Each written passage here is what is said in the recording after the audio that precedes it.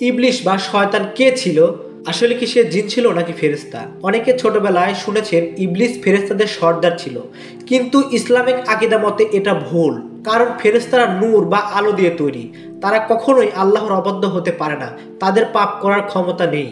আল্লাহ সূরা কাহফে পরিষ্কারভাবে বলেছেন, সে ইবলিশ ছিল জিনদের একজন, অতঃপর সে তার রবের আদেশ অমান্য করল।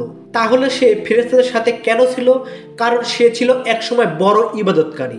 তার ইবাদতের মর্যাদা এত বেড়ে গিয়েছিল যে আল্লাহ তাকে আকাশের ফেরেশতাদের সাথে থাকার সুযোগ করে দিয়েছিলেন। কিন্তু তার পতনের কারণ ছিল একটাই, অহংকার। যখন আল্লাহ আদম আলাইহিসসালামকে সৃষ্টি করেছিলেন এবং সবাইকে সেজদা করতে বললেন, তখন সবাই সেজদা করলো, শুধুমাত্র ইবলিশ ছাড়া। সে বলল, আমি আগুনের তৈরি আর সে মাটির তৈরি, আমি ওর চাইতে শ্রেষ্ঠ, আমি ওকে কেন সেজদা করব? এই এক মুহূর্ত অহংকারী তাকে ফেরেশতাদের শিক্ষক থেকে অভিশপ্ত শয়তানে পরিণত করলো। এরপর সে আল্লাহর কাছে কিয়ামত পর্যন্ত হায়াত চাইল, শুধুমাত্র মানুষকে বিভ্রান্ত করার জন্য। সেই থেকেই শুরু হলো মানুষ ও শয়তানের চিরস্থায়ী শত্রুতা। এই বিষয় সম্পর্কে সম্পূর্ণ ভিডিও দেখতে নিচের প্লে বাটনে এখনই ক্লিক করুন।